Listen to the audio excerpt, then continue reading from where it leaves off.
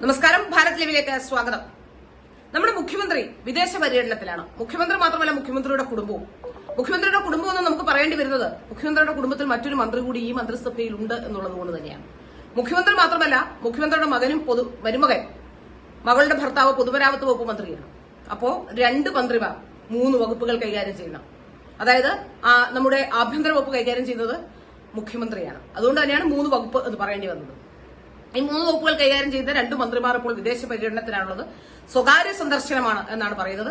സ്വകാര്യ സന്ദർശനമായതുകൊണ്ട് തന്നെ അദ്ദേഹം എങ്ങോട്ട് പോകുന്നു, എന്തിനു പോകുന്നു എന്ന് ആരെയും ബോധ്യപ്പെടുത്തേണ്ടതില്ല എന്നൊരു നിലപാടായിരുന്നു മുഖ്യമന്ത്രി സ്വീകരിച്ചതെന്നാണ് നമുക്ക് മനസ്സിലാക്കാൻ സാധിക്കുന്നത്. അതുകൊണ്ട് തന്നെ മുഖ്യമന്ത്രിയുടെ ഓഫീസിൽ നിന്നൊരു കുറിപ്പോ ഒന്നും ഉണ്ടായിട്ടില്ല. മുഖ്യമന്ത്രി ഉല്ലാസയാത്രയ്ക്ക് പോയതാണ് എന്നാണ് മറ്റുള്ളവരൊക്കെ രാഷ്ട്രീയക്കാരും ഒക്കെ പറയുന്നത്. അദ്ദേഹം ഉല്ലാസയാത്രയ്ക്ക് പോയതാണോ ബിസിനസ് യാത്രയ്ക്ക് പോയതാണോ എന്നതിനെ സംബന്ധിച്ച് പോലും നമുക്ക് വ്യക്തതയില്ല. കാരണം പലപ്പോഴും പല ബിസിനസ് കാര്യങ്ങളും ഒക്കെ അദ്ദേഹം സെറ്റിൽമെന്റ് നടത്തുന്നതും അദ്ദേഹത്തിന്റെ മകളും ഒക്കെയായി ബന്ധപ്പെട്ട കാര്യങ്ങൾ സെറ്റിൽമെന്റ് നടത്തുന്നതൊക്കെ വിദേശത്ത് വെച്ചാണ് എന്ന തരത്തിൽ പലതരത്തിലുള്ള വാർത്തകൾ പല ഘട്ടങ്ങളിലും വന്നിട്ടുണ്ട്. മുഖ്യമന്ത്രി ഒന്നും നിഷേധിക്കുകയും ചെയ്തിട്ടില്ല. അതുമാത്രമല്ല, ഇപ്പോൾ ഈ 2 മന്ത്രിമാരും കൂടി വിദേശയാത്രയ്ക്ക് പുറപ്പെടുമ്പോൾ ഈ വകുപ്പുകളൊന്നും തന്നെ ഏതാണ്ട് 15 ദിവസത്തിലേറെ, 2 ആഴ്ചയിലേറെ ഈ 2 മന്ത്രിമാരും സംസ്ഥാനത്തില്ല. പ്രത്യേകിച്ച് ആഭ്യന്തരം കൈകാളുന്ന മുഖ്യമന്ത്രിയും അതുപോലെ തന്നെ പൊതുമരാമത്ത് വകുപ്പ് മന്ത്രി. പൊതുമരാമത്ത് വകുപ്പ് മന്ത്രിയെ സംബന്ധിച്ചാണെങ്കിൽ ചില നീക്കുപോക്കുകൾ അങ്ങോട്ടും ഇങ്ങോട്ടും ഒക്കെ ചെയ്യാം.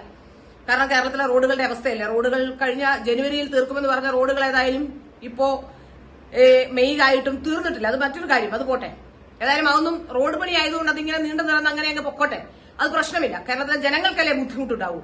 പക്ഷേ ആഭ്യന്തര വകുപ്പ് മുഖ്യമന്ത്രിയും ആഭ്യന്തരം കൈകാളുന്ന മുഖ്യമന്ത്രിയുള്ള ആ വകുപ്പുകൾ ആര് കൈകാര്യം ചെയ്യുമെന്നതിനെ സംബന്ധിച്ച് ഇതുവരെ ഒരു വ്യക്തതയോ അല്ലെങ്കിൽ ആർക്കെങ്കിലും ആ ചുമതല കൈമാറിയതായോ നമുക്കറിയില്ല. മുഖ്യമന്ത്രിയുടെ ഓഫീസിൽ നിന്ന് അത്തരത്തിലുള്ള കുറിപ്പുകളൊന്നും തന്നെ വന്നിട്ടില്ല. ഏതായാലും സാധാരണഗതിയിൽ ഇങ്ങനെ ആരെങ്കിലും മന്ത്രിമാർ വിദേശയാത്രയ്ക്കോ മറ്റോ ഒക്കെ പോകുമ്പോൾ തന്നെ അത്രയും പ്രധാനപ്പെട്ട വകുപ്പായതുകൊണ്ട് ഇത്തരം ചുമതലകൾ മറ്റാരെങ്കിലും ഏൽപ്പിക്കേണ്ടതുണ്ട്. ഏതായാലും നമ്മുടെ മുഖ്യമന്ത്രിക്ക് അത്തരത്തിൽ ഏൽപ്പിക്കാനുള്ള സൗമനസ്യമില്ല. പലപ്പോഴും അദ്ദേഹം അത് പ്രകടമാക്കിയിട്ടുമുണ്ട്.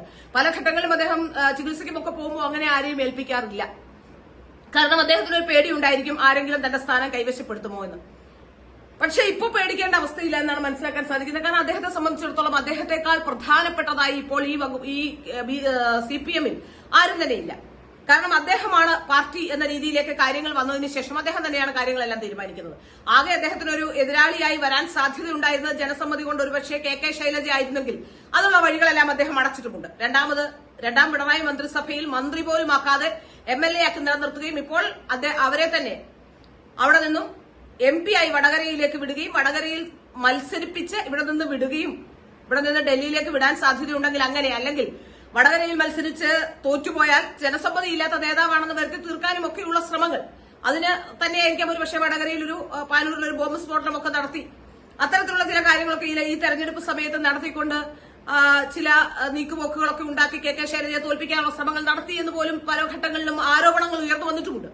ഈ സാഹചര്യങ്ങളൊക്കെ നിലനിൽക്കുമ്പോഴാണ് അദ്ദേഹം ഇവിടെ നിന്നും ഇപ്പോൾ ഉല്ലാസയാത്രയ്ക്കായി പോയിരിക്കുന്നത്. ഉല്ലാസയാത്ര എന്നാണ് പറയുന്നത്. ചിലപ്പോൾ ഒരുപക്ഷെ കേരളത്തിലെ ചൂട് അദ്ദേഹത്തിന് പിടിക്കുന്നുണ്ടാവില്ല. അദ്ദേഹത്തിനും മക്കൾക്കുമൊക്കെ ഇപ്പോ വലിയ സാമ്പത്തിക സ്ഥിതിയിലും വലിയ രീതിയിലും ഒക്കെ ആയപ്പോൾ ഈ ചൂടൊന്നും പിടിക്കത്തില്ലായിരിക്കും. അതുകൊണ്ടായിരിക്കും ഒരുപക്ഷെ അദ്ദേഹം ഉല്ലാസയാത്രയ്ക്കോ അല്ലെങ്കിൽ ഏതെങ്കിലും തരത്തിലുള്ള ബിസിനസ് മാറ്റേഴ്സ് സംസാരിക്കാനോ ഒക്കെ ആയിരിക്കാം ഒരുപക്ഷെ പോയിട്ടുണ്ടാകുക. അതിനുമപ്പുറം വേറൊരു മാനം കൂടി ഈ യാത്രയ്ക്കുണ്ട്. ഈ യാത്രയുമായി ബന്ധപ്പെട്ട് ഉയർന്നുവരുന്ന ഏറ്റവും പ്രധാനപ്പെട്ട ആരോപണം, കേരളത്തിൽ സാധാരണഗതിയിൽ അദ്ദേഹത്തിന് നിന്നാൽ കേരളത്തിൽ വെച്ച് ഇപ്പോൾ ഈ മാസപ്പടി വിവാദവുമായി ബന്ധപ്പെട്ട് നടക്കുന്ന കാര്യങ്ങൾ പലരുടെയും മൊഴി മാറ്റാനും തിരുത്താനും ഒക്കെ ഉണ്ട്. അല്ലെങ്കിൽ അത് വലിയ ബുദ്ധിമുട്ട് വീണയ്ക്കുണ്ടാക്കുമെന്ന് പിണറായി വിജയൻ അറിയാം.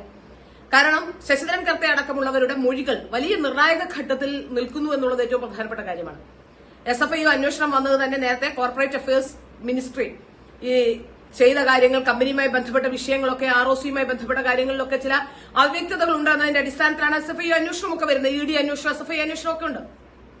അപ്പൊ ED അന്വേഷണം, SFI അന്വേഷണമൊക്കെയായി ബന്ധപ്പെട്ട് വീണ പ്രതിരോധത്തിലാണ്. വീണയുടെ അടുത്തേക്ക് ഉടൻ തന്നെ ചോദ്യം ചെയ്യാനായി ആളെത്തും. അതിനു മുമ്പ് ശശിധരൻ കർത്തയുടെയും CMRL ഉദ്യോഗസ്ഥരുടെയും ഒക്കെ മൊഴിയെടുക്കുന്നതുമായി ബന്ധപ്പെട്ട ചില വിവാദങ്ങളൊക്കെ ഉണ്ടായിരുന്നു.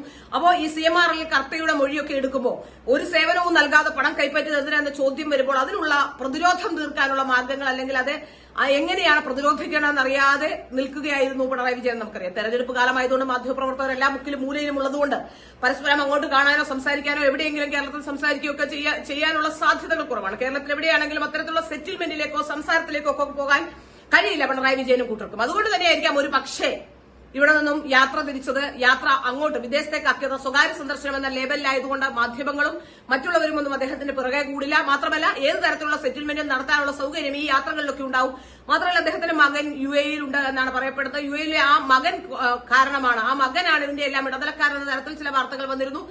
ആ വാർത്തകളുമൊക്കെ ബന്ധപ്പെട്ട് ചില വ്യക്തികൾ അങ്ങനെ അത്തരത്തിലുള്ള ആരോപണങ്ങളുമായി മുന്നോട്ട് വന്നിട്ടുണ്ട്. ഈ ആരോപണങ്ങളുമൊക്കെ ബന്ധപ്പെട്ട് യാതൊരു തരത്തിലുള്ള വിശദീകരണവും അദ്ദേഹം നൽകിയിട്ടുമില്ല.